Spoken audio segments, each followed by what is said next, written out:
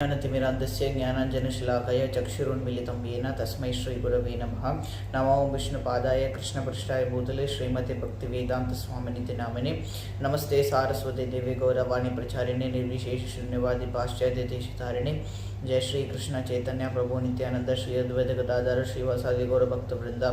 Hare Krishna Krishna Krishna Hare Hare, Hare Ram Ram Ram Hare Hare. So Hare Krishna. Today we are going to discuss about the 12 Mahajanas, and for that we are reading from Srimad Bhagavatam Canto 6, Chapter 3. Yamaraja instructs his messengers, and the verse number is 20 to 21. So let's start. स्वयंभुर्नारद शंभुर्कुमारो कपिलो मनुः प्रह्लादो जनको भीष्मो बलिर्वयासिकिर्वयं द्वादशैते विजानीमो धर्मं भागवतं भटाः गुह्यं विशुद्धं दुर्बोधं यं ज्ञात्वामृतमश्नुते. Translation and purport. Let's read the synonyms. Swayambhu, Lord Brahma. Naradaha, the great saint Narada. Shambhu, Lord Shiva. Kumaraha, the four Kumaras. Kapilaha, Lord Kapila. Manuhu, Swayambhuva Manu. Prahlada Maharaja. Janaka Maharaja. Bhishma, grandfather Bhishma. Balihi, Bali Maharaja. Vayasiki, Shukadeva, the son of Goswami, the son of Vyasadeva. Vayam, we, Dvadasha, 12, Ete, these, Vijanimaha, no, Dharmam, real religious principles, Bhagavatam, which will teach a person how to live, which teach a person how to love the Supreme Personality of Godhead, Bhataha, oh my dear servants, Guhyam, very confidential, Vishuddham, transcendental, not contaminated by the material modes of nature, Durbodham, not easily understood, Yam, which, Jnatva, understanding, Amritam, eternal life, Ashnute, he enjoys. Translation and purport by His Divine Grace A.C. Bhaktivedanta Swami Srila Prabhupada Ki Jai. Lord Brahma, Bhagavan Narada, Lord Shiva, the four Kumaras, Lord Kapila, the son of Devahuti, Swayambhuva Manu, Prahlada Maharaja, Janaka Maharaja, grandfather Bhishma, Bali Maharaja, Shukadeva Goswami, and I myself know the real religious principle. My dear servants, this transcendental religious principle, which is known as Bhagavata Dharma, or surrender unto the Supreme Lord and love for Him, is uncontaminated by the material modes of nature. It is very confidential and difficult for ordinary human beings to understand, but if by chance one fortunately understands it, he is immediately liberated, and thus he returns home back to Godhead. In Bhagavad Gita, Lord Krishna refers to Bhagavata Dharma as the most confidential religious principle. Sarva Guhyatavam Guhyataram. Krishna says to Arjuna, because you are my very dear friend, I am explaining to you the most confidential religion. Sarva Dharman Parityajya Mamekam Sharanam Vraja. Give up all duties and surrender unto me. One may ask, all other duties and surrender unto me. One may ask, if this principle is very rarely understood, what is the use of it? In answer, Yamaraja states herein that this religious principle is understandable if one follows the Parampara system of Lord Brahma, Lord Shiva, the four Kumaras, and other standard authorities. There are four lines of disciplic succession, one from Lord Brahma, one from Lord Shiva, one from Lakshmi, the goddess of fortune, and one from the Kumaras. The disciplic succession of Lord Brahma is called the Brahma Sampradaya. Succession from Lord Shiva, Shambhu, is called the Rudra Sampradaya, and one from the goddess of fortune, Lakshmi ji, is called the Sri Sampradaya, and one from the Kumaras is called the Kumara Sampradaya. One must take shelter of these four sampradayas in order to understand the most confidential religious system. In the Padma Purana, it is said, Sampradaya Vihina he ye mantraste nishphala mataha. If one does not follow the four recognized disciplic successions, his mantra or initiation is useless. In the present day, there are many up-sampradayas or sampradayas which are not bona fide, which have no link to authorities like Lord Brahma, Lord Shiva, Kumaras or Lakshmi. The people are misguided by such sampradayas. The Shastras say that being initiated in such a sampradaya is a useless waste of time, for it will never enable one to understand the real religious principle. So now here we are basically talking about the 12 Mahajans. Mahajan means the great people who are the greatest devotees of the Lord. These 12 people are exemplary devotees who teach us, that is the ordinary conditioned souls, how to progress and how to attain devotional service to the Lord. So the first one is Lord Brahma himself. So Lord Brahma is the first created living being in this universe, and he emanates from the navel of Garbhodakshai Vishnu, and then when he is born, he comes out with a lotus flower. So a lotus flower emanates from the navel of Lord Vishnu, and on that lotus flower Brahma is there. So when Lord Brahma appeared for the first time, everything around him was completely dark. Pitch dark. He couldn't see anything. So then he did not know what to do. So then he meditated. He heard a voice like tapa, tapa, tapa, which gave him the indication that he has to do meditation. That is the penance to please the Lord. So he meditated for thousands of years, and then Brahma was given the vision by Lord Vishnu, by Krishna himself, the Supreme Personality of Godhead, to create. So Krishna is the primary creator who has created the universe, and Brahma, innumerable universes are there, and Brahma is the person in one universe. So each and every universe has a different Brahma.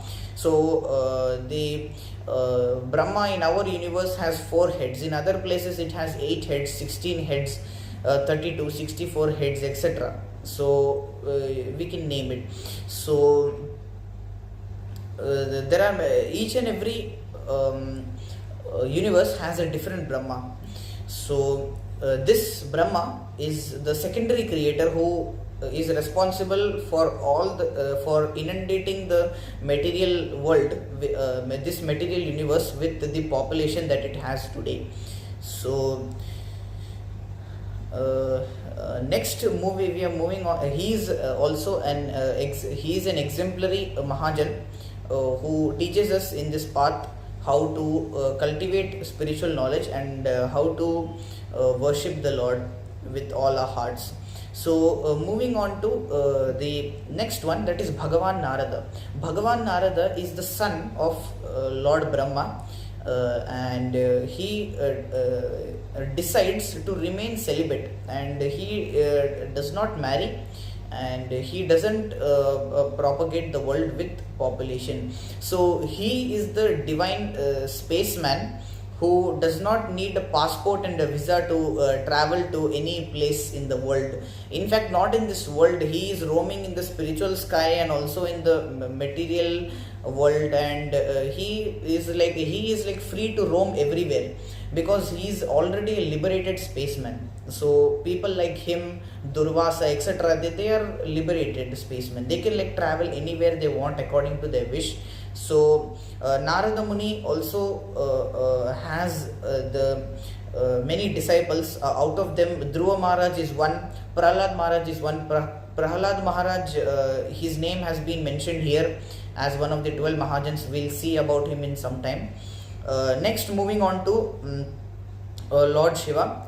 Lord Shiva is mainly Rudra.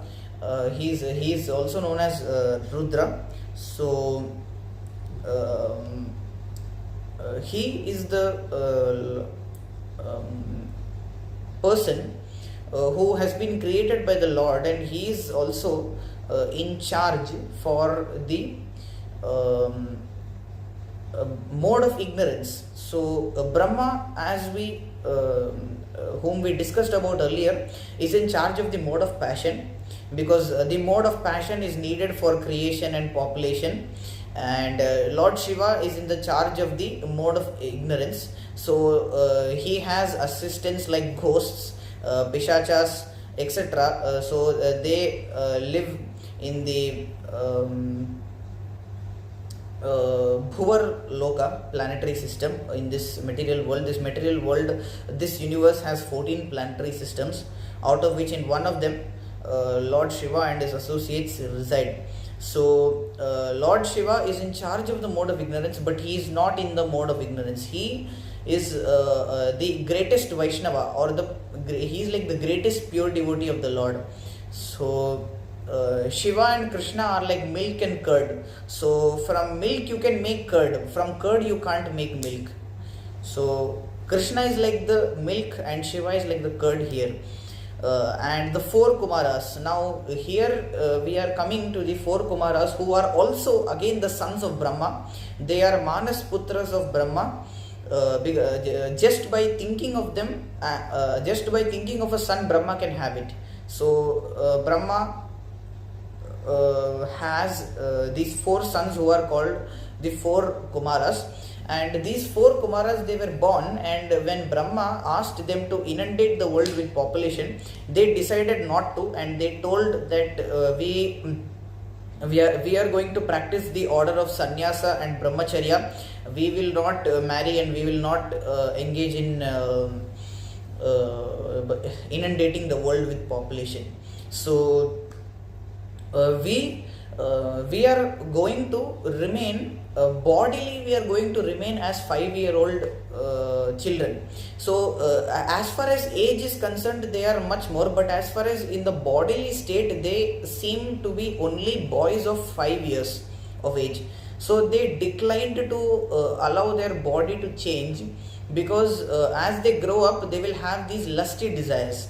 So thus they decline to even allow their body to change. It's for growth and then maintenance, dwindling, etc. So they are remaining at the age of 5 years only. Their body is like that, and they are cultivating spiritual knowledge. They are also liberated spacemen who travel all around the world, and from them only Kumara Sampradaya is coming. Next is Lord Kapila, the son of Devahuti, who is also the is the son of Kardama Muni, and he has mainly been described in the 3rd canto of Srimad Bhagavatam. He takes care of his mother Devahuti when Kardama retires to go for the forest, and he gives his mother Devahuti a lot of spiritual knowledge, and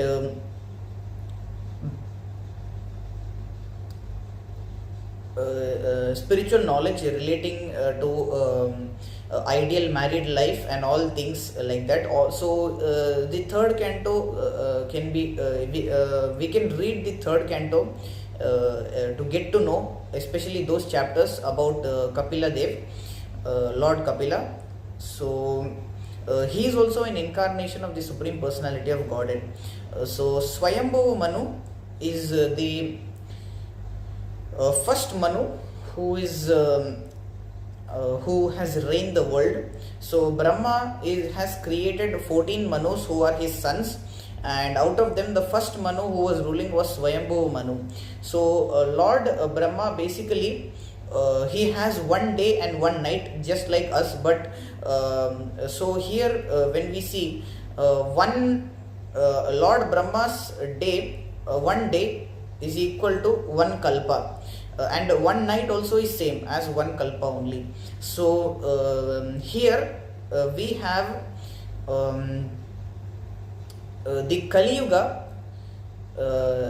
We have the cycle of 4 yugas: Satya, Treta, Dwapar and Kali. So all these 4 yugas, when we combine them to take their duration, so the sum of the total is 43 lakhs 20,000 years.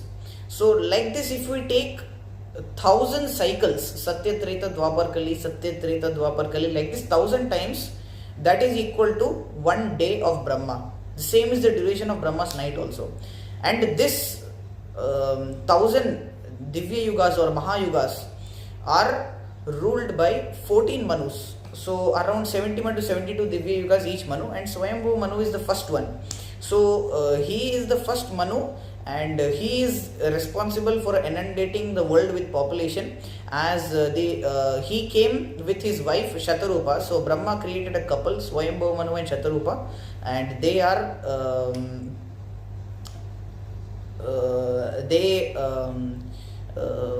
combined to inundate the world with population. So next is Prahlad Maharaj. When we had mentioned this name when we discussed about Bhagavan Narada. So Prahlad Maharaj has been elaborately described in the 7th canto of Srimad Bhagavatam, and his pastimes, how he remembers the Lord even while he is tortured by his demoniac father Hiranyakashipu. He remembers the Lord, and he about his pastimes and his interaction with the Supreme Lord Narasimhadev. Everything is given in great detail. There are many lessons to learn from Prahlad Maharaj, what he teaches to his schoolmates in the school, and how he follows what he has taught, etc. So Janaka Maharaj, next moving on to him, he is basically the father of Mother Sita, who is the wife of Lord Sri Ram, and Janaka Maharaj is also one of the great Mahajans who, without compromising his spiritual activities, his spiritual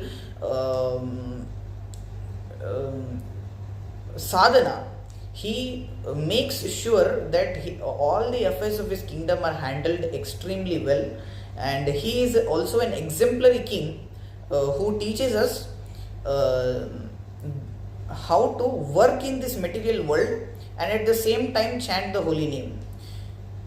So दुनिया के काम करते रहियो, राधे श्याम जपते रहियो. So this is what he teaches us, where he makes sure that his spiritual life is not compromised at all. He always remembers the Supreme Lord, but along with that he makes sure that his material activities, that is managing the affairs of the kingdom, are also done expertly and diligently, dexterously.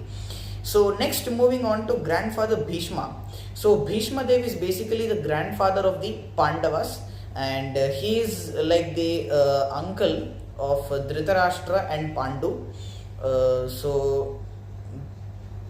Dhritarashtra and Pandu both are the sons of Vichitra Virya, who is the brother of Bhishma Dev. So that's how Bhishma is the uncle for them, and he is like the grandfather of the Kauravas and the Pandavas. So he taught Dhritarashtra, Pandu and Vidura when they were young, and Bhishma Dev is the son of Shantanu Maharaj and Ganga Devi. So Bhishma, he teaches us that he was in this material world, and he was in this material life amidst all cheaters. Amidst all of the irreligious people, that is Dhritarashtra and his party. So he was among them, and he was a person who was denied, who denied the happiness of Stri Sangha. So he denied the happiness of association with women. When his father Shantanu Maharaj got attracted to another person, Satyavati, so at that time Satyavati's father told Shantanu Maharaj that Satyavati's son should become the king. So at that time Shantanu already had a 32-year-old Bhishma at home, and he already told that Bhishma is going to be the crown prince, he is going to be the king. So Bhishma, what he said, he went to the father of Satyavati, and he said that now I will not take the kingdom, only Satyavati's son will be the king, and now I will not even marry also, because if I marry then I will get sons, then when my sons grow up, even they will also claim for the kingdom. So by that time Satyavati's sons also will grow up, and then there will be a conflict between your sons and Satyavati's sons. So this is what Satyavati's father says, and then Bhishma says, okay, I will not marry, and he takes a pratigya or a vow that I will not marry and I will not sit on the throne. I will protect Hastinapur's throne as a bodyguard, as a gatekeeper, and I will not take the throne, nor I will marry also. So he is a person who has taken a very a terrible oath, that is to be a Kshatriya and say that I am not going to marry, I am not going to sit on the throne, even though he is the rightful owner, the rightful claim to the throne he has, but he is not accepting it. So he lived a life of performing his duty, and even though he had a lot of moral dilemmas, that there was a competition between the Kauravas and Pandavas as to who will be the king. So at that time he could not favor the Pandavas over the Kauravas, because the Kauravas also were his blood relatives, and at the same time he could not favor the Kauravas over the Pandavas as well, because he loves both of them equally. So he is in a moral dilemma, and but even then he manages to find out a way, and his life story has been greatly described in the Mahabharata, and his prayers to the Supreme Lord, the Bhishma Stuti, is there in the 9th chapter of the first canto of Srimad Bhagavatam. So we are next moving on to Bali Maharaj. So Bali Maharaj is an example for Atma Nivedanam, complete surrender to the Supreme Personality of Godhead. This is the 9th stage of devotional service, the last and final stage, the last and final process of devotional service is Atma Nivedanam. So this is where complete surrender, the devotee does not desire anything for himself, but he mainly focuses on the pleasure of the Supreme Lord. So Bali Maharaj, even though he had completed all the sacrifices with, even though he had completed the sacrifice with his Guru Shukracharya, even though he was the grandson of Prahlad Maharaj, he could have done anything he wanted, but still when when the Supreme Lord came as the small dwarf boy Vaman Dev, he came to Bali Maharaj and he asked for charity of 3 steps of land. So at that time, Shukracharya came and told Bali Maharaj that all the sacrifices that you have done now will not be fruitful, because this boy, he is Vishnu incarnate. So what he is going to do, he is going to ask you for 3 steps of land, and then he is going to take this Svargaloka in 1 step, he is going to take the entire world in 2 steps only. So where is the 3rd step? Where is he going to keep the 3rd step?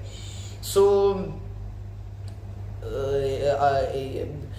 Bali Maharaj, he told this to Bali Maharaj, so better don't give the land, the 3 steps of land. So then Bali Maharaj, he somehow, Bali Maharaj, he realized that this Guru of mine, Shukracharya, he told me that Vishnu is the Supreme Personality of Godhead, he is to be respected and worshipped, but now he is the same personality who is telling me to reject Vishnu's desire. So now this is Guru Tyaga, now I should reject him, because he is saying something contradictory to what he has said previously. So I should reject him, and he rejected him also. So and at that time Shukracharya cursed Bali Maharaj and all that, but then Bali Maharaj, he gave the 3 steps of land to Vamandev, and within 2 steps itself Vamandev conquered all the entire Svargaloka and Bhuloka. So now where will the 3rd step be placed? So Bali Maharaj asked Vaman Dev to place the third step on his head, and Vaman Dev placed it. So then Vaman Dev was extremely pleased with Bali Maharaj's commitment to his promise of giving him 3 steps of land. So he granted Bali Maharaj permanent residence in Sutala Loka, and where Lord Vishnu himself would be his gatekeeper. And after this, when the duration of life of this Indra finishes, Bali Maharaj will become the next Indra. This was the blessing given, and Bali Maharaj gladly accepted this blessing, and by putting the 2 steps of land on Swargaloka and Bhuloka, the Supreme Lord conquered these 2 and gave it to the demigods. So Bali Maharaj is actually a person who has done complete Atmanivedanam, complete surrender and shelter. So he pleased Vaman Dev. Next is Shukadeva Goswami, the 11th one. So the 11th one is Shukadeva Goswami. Shukadeva Goswami is none other than the son of Vyasadeva. So the son of Vyasadeva is Shukadeva Goswami, and when Vyasadeva wrote the entire scriptures of Srimad Bhagavatam, Vedanta Sutras, Brahma Sutras, etc., he gave Shukadeva Goswami the knowledge and the realization of all those things. And Shukadeva Goswami is the example of Kirtanam, that is the chanting of the holy name and the glories of the Lord. So because he spoke Srimad Bhagavatam to Parikshit Maharaj, so this is about Shukdev Goswami, and he as soon as he was born, he is a liberated soul. So he stayed in his mother's womb for 16 years. And as soon as he came out of his mother's womb, he was already aged 16, and he just went to the forest without even observing any of the sacred thread ceremony and the penance and whatever, because he is already a liberated soul. He doesn't need any of those formalities to show that he is already he is a Brahmana or anything like that, because he is already a liberated soul and he doesn't need any of this. So thus he spoke Srimad Bhagavatam to Parikshit Maharaj when Parikshit Maharaj was about to die. So 7 days Parikshit Maharaj heard from Shukdev Goswami. Yeah, and the last Mahajan is Yamaraj himself. So Balir Vayasikir Vayam. So the last one is me, myself. So he is telling to his associates, because his associates after they failed in capturing Ajamil, because the Vishnu Dutas came there, and at that time these Yamadutas were thinking that their Lord Yamaraj is the only Lord, and above Yamaraj there is nobody else. But then later they came and asked Yamaraj that is there anybody above you. So then Yamaraj is narrating all this and giving instructions to his servants. So Yamaraj is the 12th Mahajan. He is the person who is in charge of the lower planets, the hellish planets, and he is the supreme chief who is assigned with this task of punishing the sinners of this material world. So but even then he is a very great devotee of the Lord. It's not to be understood that Yamaraj is contaminated. He is one of the Mahajans who is teaching us very great lessons, and he knows the religious principle.